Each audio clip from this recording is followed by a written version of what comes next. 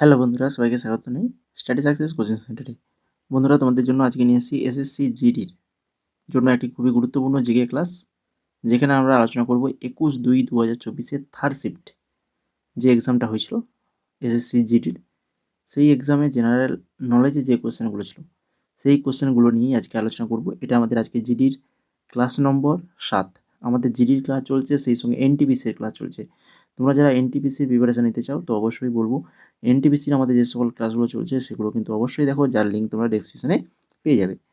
ঠিক আছে, তো চলো এখন আমরা দেখে নিই আজকের ক্লাসের প্রথম কোশ্চেন কী রয়েছে। ড্যাশের আগে ভারত জনসংখ্যাগত পরিবর্তনের প্রথম পর্যায়ে ছিল। ড্যাশের আগে, কোন সালের আগে ভারত জনসংখ্যাগত পরিবর্তনের প্রথম পর্যায়ে ছিল? তো এটা সঠিক অ্যান্সার হয়ে যাবে 1921 সালের আগে। 2 নম্বর কোশ্চেন, 1909 সালে ড্যাশ গঠনের সাথে সাথে ক্রিকেট একটা আন্তর্জাতিক খেলায় পরিণত হয়। 1909 সালে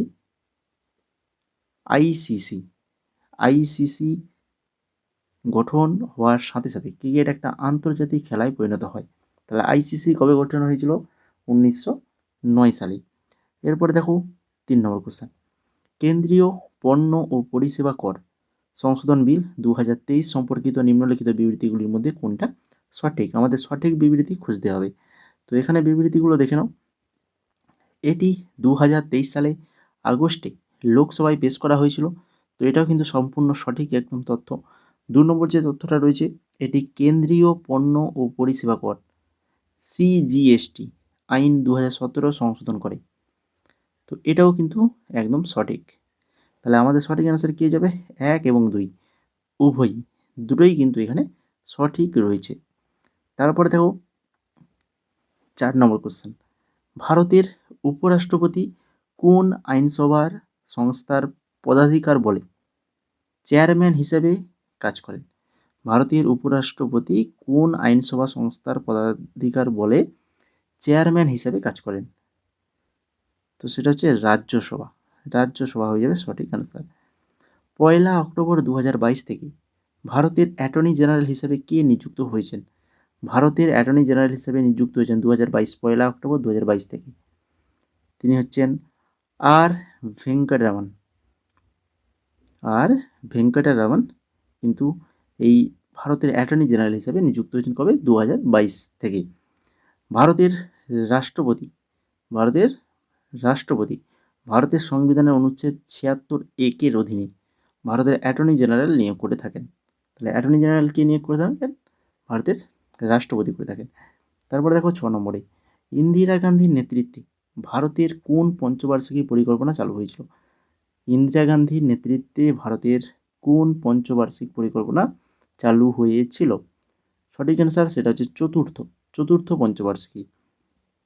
7 নম্বর দেখো, বিখ্যাত ভারতনাট্যম শিল্পী এবং কলাক্ষেত্রের প্রতিষ্ঠাতা রুক্মিণী দেবী অরুণ্ডলে 1956 সালে ড্যাশ পুরস্কার পেয়েছিলেন? বলো, ভারতনাট্যম নৃত্যশিল্পী রুক্মিণী দেবী অরুণ্ডলে কী পুরস্কার পেয়েছেন? না, তিনি পেয়েছেন পদ্মভূষণ। 1956 সালে পদ্মভূষণ পুরস্কার পেয়েছেন।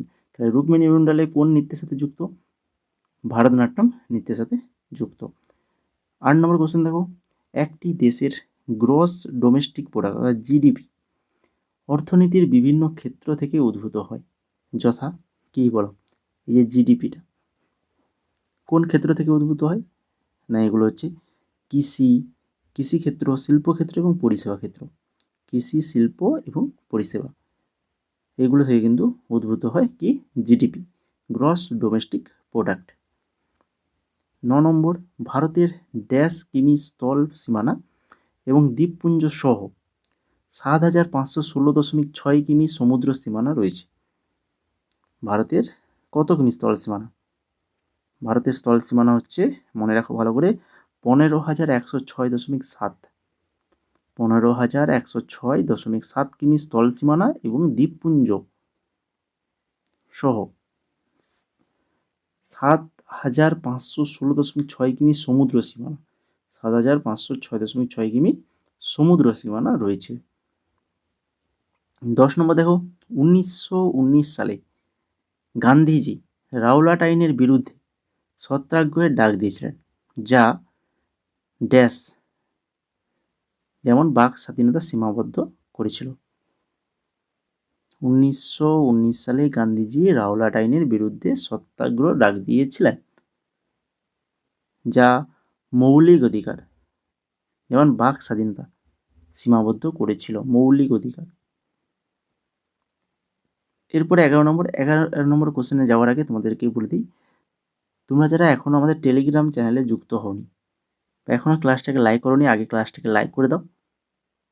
তারপরে দেখো ডেসক্রিপশানে এই ক্লাসের যে ক্লাসটা দেখছো তার ভিডিও ডেসক্রিপশানে তোমরা লিঙ্ক পেয়ে যাবে, টেলিগ্রাম বলে লেখা আছে, দেখো টেলিগ্রাম। তো ওই টেলিগ্রামে জয়েন হয়ে যাও। জয়েন হয়ে গেলে কি হবে, ওখানে যদি জয়েন হয়ে থাকো তাহলে আমাদের ক্লাসের পিডিএফগুলো পাবে সম্পূর্ণ ফ্রিতে, উত্তর সহ। প্রত্যেকটা উত্তর মার্ক করে দেওয়া থাকবে। আগের যতগুলো ক্লাস করিয়েছি 6খানা, প্রত্যেকটা ক্লাসের পিডিএফ অলরেডি দেওয়া হয়েছে। পিডিএফ যদি পেতে চাও তো অবশ্যই আমাদের টেলিগ্রামে যুক্ত হয়ে যাও, টেলিগ্রাম থেকে পিডিএফগুলো পেয়ে যাবে। তো এবার চলো আমরা দেখে নিই 11 নম্বর কোশ্চেন। ভারতের 2011 সালের আদমশুমারি অনুসারে নিচের কোন রাজ্য বা কেন্দ্রশাসিত অঞ্চলগুলি সবচেয়ে বেশি শিক্ষিত? সবচেয়ে বেশি শিক্ষিত, তো এখানে অপশান অনুযায়ী অপশান খুঁজো। বেশি শিক্ষিত মানে তোমরা তো অন্য কিছু খুঁজছো, সেটা তো অপশানে নেই। অপশান অনুযায়ী তাহলে হয়ে যাবে এখানে কি গোয়া, গোয়া হয়ে যাবে 2 নম্বর রয়েছে গোয়া, গোয়াই কিন্তু সঠিক অ্যান্সার এখানে। কিন্তু 2011 সালের আদমশুমারি অনুসারে 94% সাক্ষরতার হার সহ কেরালা ছিল ভারতের সবচেয়ে শিক্ষিত রাজ্য। কেরালা ভারতের সবচেয়ে শিক্ষিত রাজ্য ছিল 2011 সালে আদমশুমারি অনুসারে কেরালা। আর সবচেয়ে সাক্ষরতা কম ছিল সেটা হচ্ছে বিহার রাজ্য। 12 নম্বর কোশ্চেন দেখো, স্বাধীনতার অধিকার ভারতীয় সংবিধানের কোন অনুচ্ছেদের অধীনে কোনো পেশা, কর্মসংস্থান, ব্যবসা বা বাণিজ্য করার অধিকার অন্তর্ভুক্ত আছে? স্বাধীনতার অধিকার ভারতীয় সংবিধানের কোন অনুচ্ছেদের অধীনে কোনো পেশা, কর্মসংস্থান, ব্যবসা বা বাণিজ্য করার অধিকার অন্তর্ভুক্ত আছে? এটা হচ্ছে অনুচ্ছেদ 19 থেকে 22 নম্বর অনুচ্ছেদে এটা রয়েছে।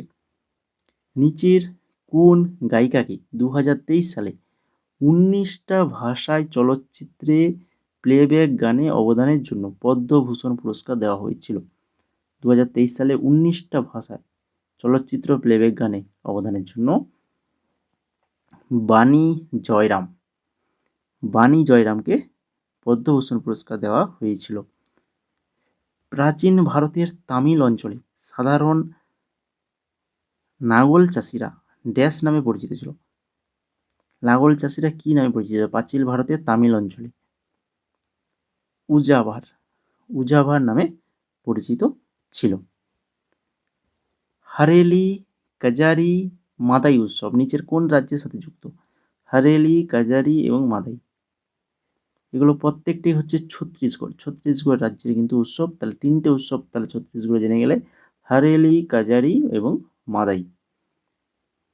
কোভিড-19 মহামারী global response, Indian constitution and the way forward report তৈরি করা সংসদীয় কমিটি রিপোর্টের সভাপতিত্ব করেন কে? কোভিড-19 মহামারী global response, Indian contribution and the way forward report তৈরি করা সংসদীয় কমিটির রিপোর্টের সভাপতিত্ব করেন হচ্ছে কে? পিপি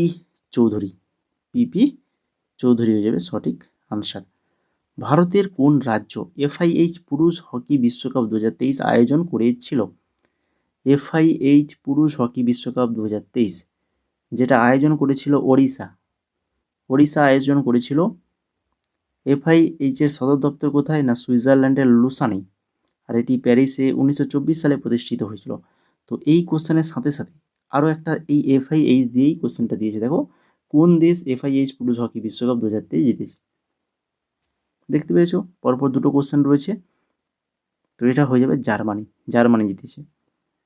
তারপরে 19 নম্বর দেখো, কোন রাসায়নিক যৌগ গাড়ির ব্যাটারিতে ব্যবহৃত হয় এবং এর সংকেত হচ্ছে PbSO4? এটা কার সংকেত?